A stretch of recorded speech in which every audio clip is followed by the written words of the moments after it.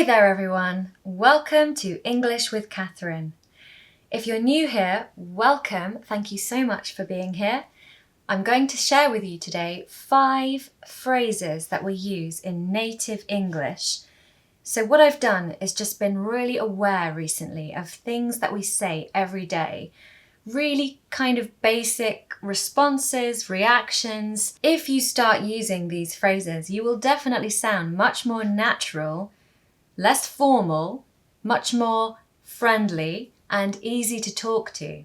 I think I've told you before that when you come to the UK, you will notice that the English that we speak is not the English that you learnt at school. It's spoken English, and spoken English has phrasal verbs, idioms, and many things like little expressions that we just don't use in writing and we don't learn at school generally. So here I am, making your life easier. If you come to the UK and you use a couple of these phrases, you'll definitely fit in. Number 1 is, the thing is. The thing is. The thing is. We use this all the time, and what it means is, the issue is, the problem is. In British culture, we really don't like to say when there's a problem, or we don't really like to say no either. We're kind of terrified of confrontation and sort of causing a fuss or offending someone. So there's so much you need to learn about how to behave here. It's just, I have many more videos. Let's just say that. So to give you some examples of how to use the thing is, we can say, the flat is so beautiful.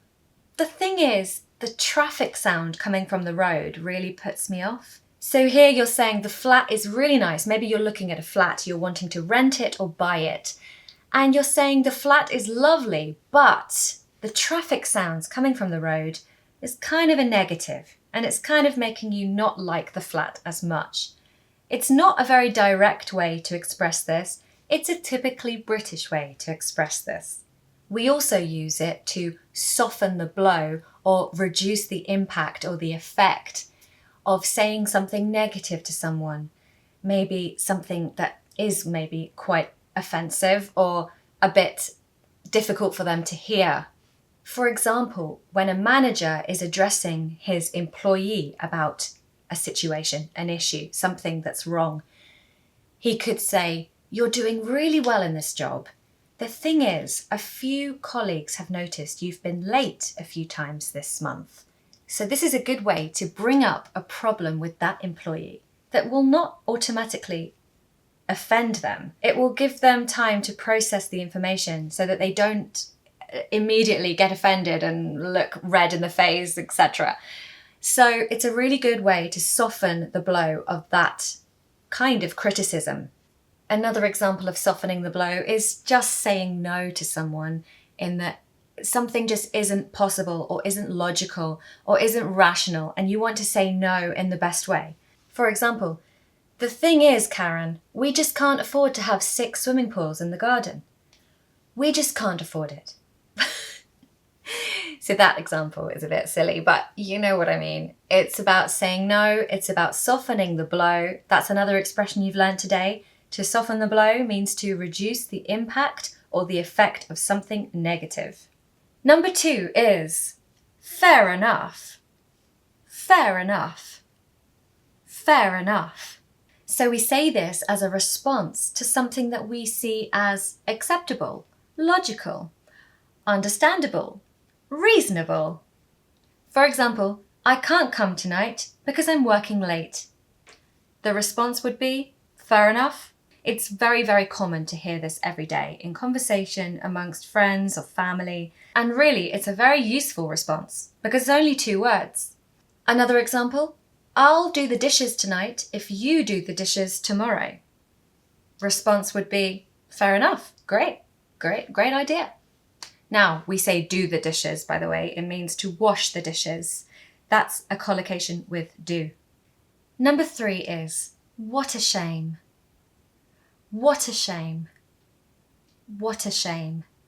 So this is another response, but this time it's when someone tells you something disappointing, almost sad, annoying for them and you want to respond in the right way. Now, if it's something really sad and really serious, you can't say, "What a shame," because you're going to need something a bit more serious and a bit stronger.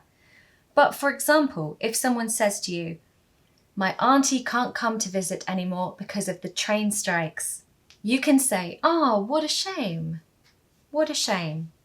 That means, "Oh, that's a shame. That's disappointing. That's sad for you." Another example is, "Oh, I dropped my favorite necklace in the river when I was bending over the bridge." You can say, "Oh, what a shame. That's a real shame, for you." So it helps to be understanding, show sympathy for someone. It's really nice, actually. It's a nice expression. It shows that you care and that you're listening to what they're saying about their problem. So use "what a shame" if you want to sound a little bit more native. Number 4 is a complete nightmare. A complete nightmare. A complete nightmare. Now you'll notice that I'm saying this with quite a lot of drama and energy, and that's because it helps to describe a feeling of being angry about something. Now in British culture, we do love to complain.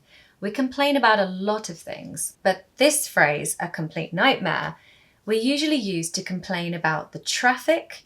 So a lot of heavy traffic when you're trying to get home after a long day at work, perhaps. You have to drive home and you get stuck in traffic. Our roads are notoriously busy. We have a lot of cars on the roads, so it's very common to get stuck in traffic. Or we use this phrase to complain about the trains. The trains in Britain are notoriously very, very bad. Sorry to say that, but they are often cancelled or very delayed, and they often don't really give you much warning.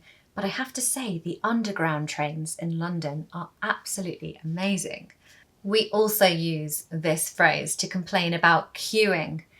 Now, in British culture, queuing is very important. We do always queue, and if someone is trying to queue jump, it is always a massive problem. So, some examples using this phrase. "The trains were a complete nightmare yesterday. It took me over an hour to get home when it would normally take me 20 minutes. What a nightmare." Okay, very dramatic. That's very true.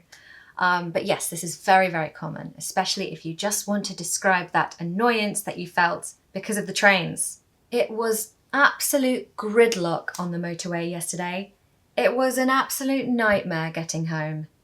Now, gridlock means solid traffic. So car, lorry, car, nothing moving, nothing moving. And an example for queuing: "It will be a nightmare tomorrow. We will have to queue for hours." So here we are predicting the future and worrying about queuing in the future, which is, by the way, another thing that we do. We worry about the future. We're always thinking what's coming, what's coming. So it will be a nightmare tomorrow. We will have to queue for hours. Number 5 is, what have you been up to? What have you been up to? What have you been up to? Now, this is very common in British small talk. When you haven't seen a friend or a colleague or a family member for a while, we often ask this in small talk when we see them. And it means, what have you been doing? How have you been filling your time? Have you been playing tennis? Have you been at the pub? Have you been doing a new hobby? Have you been working too much? You then need to answer the question with what you have been doing. You don't answer with "up to" in the answer. It's only for the question. Okay. For example, what have you been up to recently? Well, I've been, just playing the piano a bit. I've been going out for walks. I've been spending a lot of time with my sister, but I've been working far too much. We also use "up to" ask about what someone is doing in the future. So on the weekend, typically. So what are you up to on the weekend? What are you up to on the weekend? I use this very often when I'm asking my friends what their plans are, either the same evening or on the weekend when I'm maybe going to invite them for a drink or suggest doing something with them. I hope you've enjoyed this video about 5 native phrases. Maybe it will make it a little bit easier when you come to the UK and you hear these on the streets, in conversation, in cafes, wherever you are. So hit the subscribe button if you feel in the mood to, and I'll see you next week for another class. Thank you.